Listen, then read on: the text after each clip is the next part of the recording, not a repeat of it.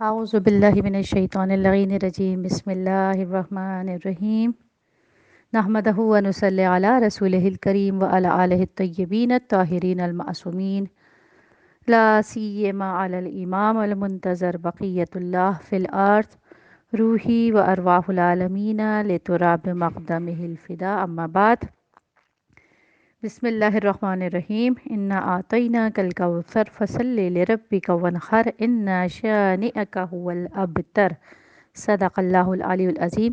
شہزادی کونین کے خطبہ فدق میں سے احکامات کی علت، فلسفی بیہائنڈ احکامات رولنگ آف اسلام پر بات ہو رہی تھی، اور ہم ایمان، نماز، زکوٰۃ، روزہ، حج، عدل،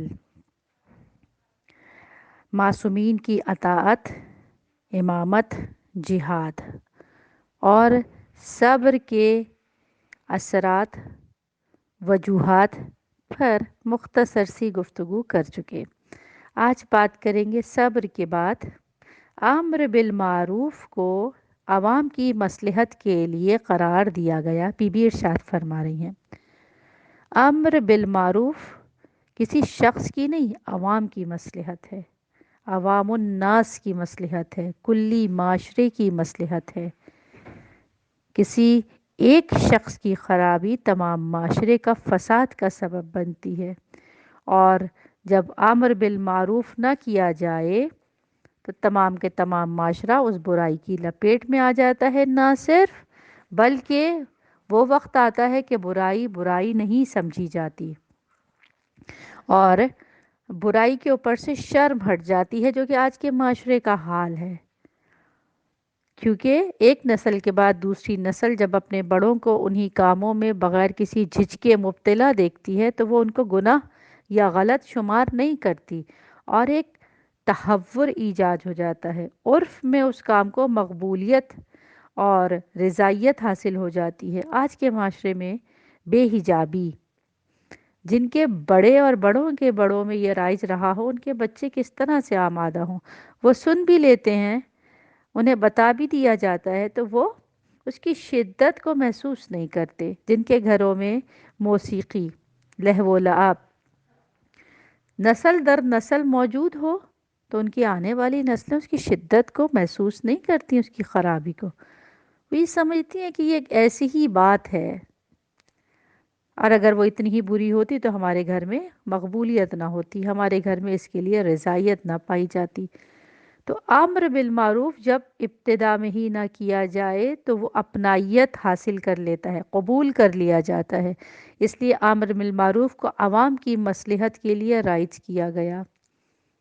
ہر برائی کو نشاندہی کی جائے، سد باب کیا جائے، اور اس کی شرائط کے مطابق روک تھام کی جائے۔ نشاندہی کے ساتھ ساتھ، جیسے رسول اکرم صلی اللہ علیہ وآلہ وسلم سے جب سوال ہوا امر بالمعروف کے سلسلے میں، تو آپ نے بڑی خوبصورت تشبیہ بیان کی۔ کہا ایک کشتی میں بہت سے مسافر سفر کرتے ہیں، اگر ایک شخص اپنی کرسی، اپنی نشست، اپنے بیٹھنے کے مقام کی جگہ پر سوراخ کرنا شروع کر دے اور باقی لوگ یہ کہیں کہ یہ تو اپنی نشست کو خراب کر رہا ہے، سوراخ یہ اپنی نشست میں کر رہا ہے، لیکن کوئی بھی عاقل اس بات کو قبول نہیں کرے گا۔ وہ کہے گا نشست اس کی اپنی ہوگی، لیکن جب سوراخ سے پانی اندر آئے گا تو تمام کی تمام کشتی اور اس کے مسافر خطرے میں آ جائیں گے۔ امر بالمعروف ایسے ہی ہے، کسی شخص کی برائی اس حد اس کی ذات تک محدود نہیں ہوتی، بلکہ اس کے اثرات سرایت کر جاتے ہیں۔ فوراً سد باب ہونا چاہیے۔ آگے ارشاد فرماتی ہیں، والدین کے ساتھ حسن سلوک کو عذاب سے تحفظ کے لیے قرار دیا۔ اب تک کے تمام معاملات ہم نے دیکھے دنیاوی تھے، لیکن جہاں والدین کا ذکر آیا، فوراً بی بی نے دنیا سے زیادہ آخرت کی طرف نشاندہی کی کہ اس کے اثرات کا دائرہ عذاب سے تحفظ ہے۔ اسی لیے کہتے ہیں کہ جس کے والدین راضی اس کا رب راضی۔ اسی لیے کہتے ہیں والدین ماں کے قدموں کے نیچے جنت ہے۔ اسی لیے والدین کے حقوق کی ادائیگی کے لیے قرآن میں اتنی تاکید کی گئی کہ خدا نے اپنے حقوق کے ساتھ بلا فاصلہ والدین کے حقوق کے بارے میں ذکر کیا. انشکر لی ول والدیک، بار بار خداوند عالم قرآن میں اپنے حق کے ساتھ والدین کے حقوق کی طرف توجہ دلا رہا ہے. اس کے اثرات کا دائرہ صرف دنیا میں نہیں، دنیا میں تو ہے ہی، لیکن اس کے زیادہ اثرات آخرت میں نظر آئیں گے کہ جو خدا نہ کرے عاق والدین ہو وہ جنت کی خوشبو تک سے محروم ہوگا. تو والدین کے ساتھ حسن سلوک، اگر ہم لفظ حسن سلوک پر توجہ کریں، والدین کے ساتھ جتنا بھی اچھا سلوک کر لیا جائے وہ نہ ان کے احسانات کے برابر بن سکتا ہے، کجا یہ کہ وہ احسان سے بڑھ کر حسن سلوک ہو جائے. یعنی کبھی بھی ان کے ساتھ ہم بڑھ کر معاملہ نہیں کر سکتے. یہاں تک کہ ایک معصوم سے سوال ہوا کس طرح والدین کے، چھٹے مولا سے، کہ کس طرح والدین کے حقوق ادا ہو سکتے ہیں. کہا سوائے دو کہ کوئی بھی چانس، کوئی بھی موقع نہیں ہے کہ کوئی والدین کے حقوق ادا کرے. کہا وہ کون سا موقع؟ کہا خدا نہ کرے کہ کسی کا باپ غلام ہو جائے، کسی کا زر خرید ہو اور بیٹا اس کو خرید کر آزاد کرے، یا پھر وہ اتنا مقروض ہو کہ بال بال جکڑا ہوا ہو. یعنی یہ الفاظ میرے مفہوم ہیں مولا کی قول کا، اور اسے قرضے سے آزاد کرے، یا تو غلامی سے آزادی یا قرضے سے آزادی. اس کے علاوہ کوئی صورت نہیں ہے کہ والدین کا حق ادا کیا جائے، کجا یہ کہ ان کے ساتھ بڑھ کر حسن سلوک. یہ اشارہ کیا گیا جتنا بھی کرو تھوڑا ہوگا اور کرتے رہو. والدین کے ساتھ حسن سلوک عذاب سے تحفظ، بڑے بڑے گناہوں کا کفارہ بن جائے گا. آگے ارشاد فرماتی ہیں صلہ رحمی کو عدد کی زیادتی.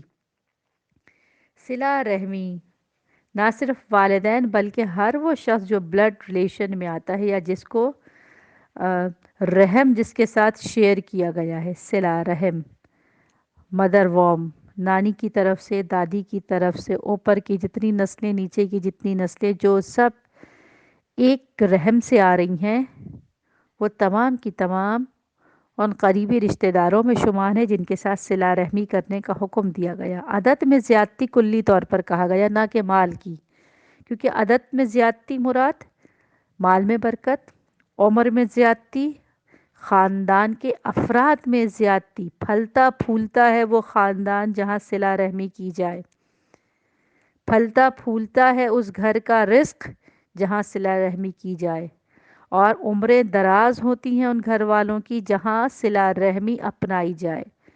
بہت سے واقعات موجود ہیں جس کی طرف سے صرف نظر کرتے ہوئے آگے بڑھتے ہیں. قصاص کو خون کی حفاظت کے لیے قرار دیا. خون کی حفاظت، بے جا کسی کا خون زمین پر نہ بہایا جائے.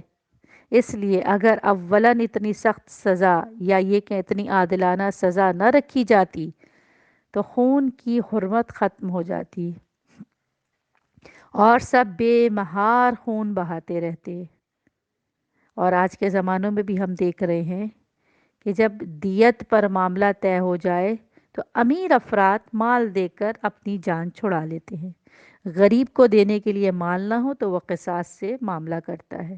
اگر معاملہ قصاص کا ہو اور اسے دیت کی طرف نہ پلٹایا جائے، جس طرح کی شرع کے قوانین موجود ہیں، معافی نامہ، دیت نامہ، اگر قصاص کے ذریعے معاملات نپٹائے جا رہے ہوں تو ہر شخص چاہے وہ پیسے والا ہو یا کم مال والا زیادہ محتاط ہوگا، کیونکہ قصاص خون کا بدلہ خون. تو قصاص کو خون کی حفاظت کے لیے قرار دیا گیا. اگر یہ حکم نہ ہوتا تو اتنا احترام نہ ہوتا. اور ہم نے دیکھا جب یزید اپنی بدکاریوں کو انجام دے چکا اور شہر شام میں شورش برپا ہونے لگی اور اس نے اہل بیت کی رہائی کا ارادہ کیا یا مجبور ہوا اور بلا کے امام سے کہا کہ میں خون بہا دینا چاہتا ہوں، فوراً زینب علیہ مقام کی طرف سے یہ بات ہمارے علم میں لائی گئی ہے کہ آپ نے ارشاد فرمایا کہ اگر خون بہا دینا ہے تو اس ماں کو دینا جس نے چکیاں پیس کر پالا ہے، اصل وارث ہیں. رسول خدا کو دینا، مولائے کائنات کو دینا. تو یہ اسلام کے مسلمہ احکامات میں سے ہے کہ خون بہا، قصاص خون کی حفاظت کا سبب بن جاتا ہے۔ اگر خون کے بدلے خون طلب کیا جائے تو ارتکاب کرنے والا سوچتا ہے۔ آگے ارشاد فرماتی ہیں شہزادی ایفائے نظر کو مغفرت کا وسیلہ۔ یہاں پھر آخرت کے معاملات کی طرف توجہ کی گئی، ایک طرف والدین کے معاملے میں کہا گیا مغفرت کا، یہاں ایفائے نظر کو بھی مغفرت کا، والدین کے ساتھ عذاب سے تحفظ، اور ایفائے نظر وعدے پورے کرنا، اپنی نظریں اپنی منتیں پوری کرنا، جس چیز کا ارادہ کرے جس چیز کا اظہار کرے اسے پورا کرے، تو یہ مغفرت کا وسیلہ بن جائے گی۔ ارشاد فرماتی ہے ناپ تول کو فریب دہی کے توڑ کے لیے رکھا۔ ناپ تول کا اصول عادلانہ، جتنا لو اتنا دو، ایسا نہ ہو لینے میں زیادہ دینے میں کم ہو۔ فریب دہی کا توڑ رکھا، میجرمنٹ چاہے وہ ویٹ میں ہو، چاہے وہ لیٹرز میں ہو، چاہے وہ ڈسٹینس میں ہو، ناپ تول کو فریب دہی کے توڑ کے لیے رکھا گیا، ہیر پھیر نہ ہو۔ ارشاد فرماتی ہیں حرمت شراب خوری کو رچ سے پاکیزگی، رچ یعنی نجاست، گندگی، پلیدگی، شراب کو حرام کیا گیا تاکہ نجاست سے دور رہیں۔ ہم نے بہت سے، خدا ہمیں ان مناظر سے محفوظ رکھے، لیکن مشاہدے کیے گئے کہ انسان اپنے آپ سے بے حال ہو جاتا ہے، اپنے جسم کی غلاظت کے اخراج سے غافل ہو جاتا ہے، اپنے لباس کی نجاست سے غافل ہو جاتا ہے۔ یہ تو ظاہری ہے، صرف اس کے اثر کی وجہ سے یہ ظاہری نجاستیں، ذرا اندر سوچئے، جس کا خدا سے ربط ٹوٹ جاتا ہے، جو غافل ہو جاتا ہے، جو سہو میں مبتلا ہو جاتا ہے۔ ہم نے اپنے بڑے بڑے مراجعین کرام کے واقعات سنے کہ اگر انہیں سرجری کی بھی ضرورت پڑتی تھی اور سرجری کے لیے انہیں انستھیزیا دینا جانا تھا، تو وہ کہتے تھے میں اتنی دیر کے لیے بھی خدا سے غافل نہیں رہ سکتا، میں انستھیزیا قبول نہیں کروں گا، اور مجھے حالت بیداری میں میری سرجری کی جائے۔ یہ تو ایک ذمہ دار شخص کا کام ہے کہ میں لوگوں کا مرجع ہوں اور میں لوگوں سے خدا کا رابطہ ہوں، اس وقت نائب امام ہوں، امام سے رابطہ ہوں، تو میں اتنی دیر کے لیے بھی غافل ہونا پسند نہیں کرتا۔ لیکن عوامی طور پر ہر طرح کا نشہ، ہر طرح کا نشہ آور چیزیں جب ہوش و حواس پر غالب آ جاتی ہیں، غافل کر دیتی ہیں، اپنے آپ سے غافل، اپنے رب سے، اپنے اطراف سے، اپنی ذمہ داریوں سے، اپنی کوتاہیوں سے، اندر بھی نجاست، فکر میں نجاست، قلب میں نجاست، لباس میں نجاست، جسم پہ نجاست، تو خداوند عالم نے اس لیے اس نجاست کو حرام کر دیا۔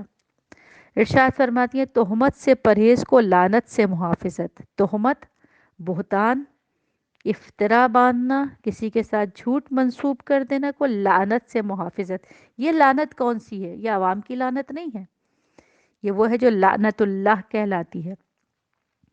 جہاں جھوٹ بہتان باندھا جائے گا وہاں خدا سے دوری، خدا کی رحمت سے دوری، لعنت یعنی رحمت خدا سے دوری۔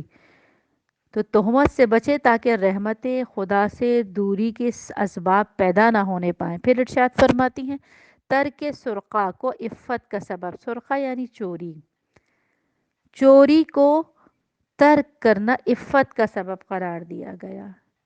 ہر شخص جو چوری کرتا ہے وہ چھپ کے کرتا ہے، وہ اپنی نظروں میں خود ذلیل ہوتا ہے لیکن لوگوں کے سامنے عفیف بنتا ہے۔ اسی لیے ڈکیتی کرنا اور چوری کرنے کے احکامات الگ الگ ہیں۔ علل اعلان اٹھانا اور چھپ کے اٹھانا، دونوں کے احکامات الگ الگ ہیں۔ چوری یعنی چھپ کے اٹھانا، چھپا کے کرنا، اس لیے ترک سرقہ کو عفت، جو چھپ کے کام کرتا ہے ڈوئل پرسنالٹی بنتا ہے، دکھاتا کچھ ہے ہوتا کچھ ہے، رات کے سناٹوں اور اندھیروں میں وہ کچھ اور ہوتا ہے، دن کی روشنی میں کچھ اور ہوتا ہے، اور یہ اس کی فطرت ثانیہ صرف مال تک محدود نہیں رہتی بلکہ عفتوں تک آگے بڑھ جاتی ہے، اور وہ ہر کام کو چھپا کے کرنا، دکھانا کچھ اور ہونا کچھ اور کا عادی ہو جاتا ہے۔ اس لیے سرقہ کو چھوڑ دینا، چوری کو ابتدا میں ہی قلع قمع کر دینا۔